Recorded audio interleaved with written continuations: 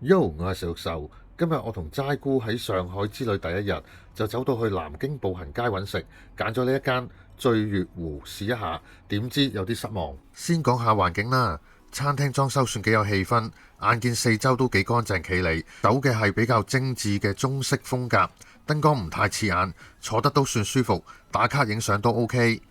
眼前呢一碟係芝士松露豌豆荒，呢一個我個人覺得就真係有啲呃 like 嘅嫌疑，賣相係幾吸引，外層係米紙包住入面嘅豌豆蓉，上面再鋪上合桃粒，睇落係幾精緻。不過食一啖就發覺個味道好普通，最主要淨係得豌豆蓉嘅味道，帶少少甜，但係芝士味同松露味就幾乎食唔到，感覺好似食緊一件豌豆糕咁，同個名芝士松露有啲出入。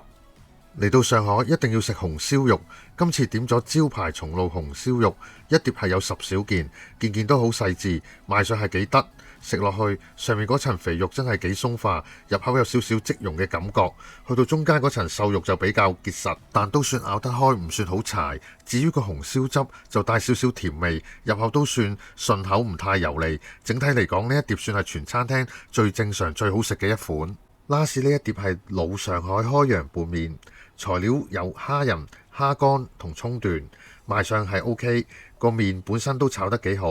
軟硬度啱啱好，唔太腍唔太硬，口感尚算合格。不過最大問題係唔夠熱，如果上枱嘅時候可以再熱啲，香氣及口感會好好多。現時狀況唔夠熱，感覺就麻麻地啦。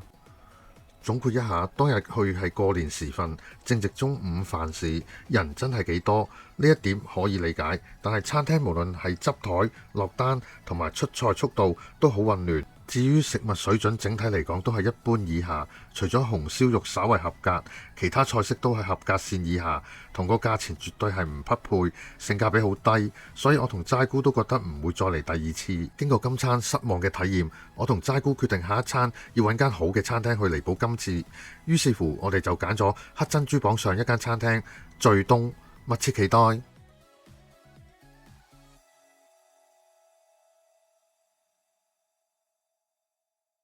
今日嚟到呢度先，大家記得訂閱、點讚同埋分享我哋嘅 channel，多謝大家嘅支持，我哋下條片再見。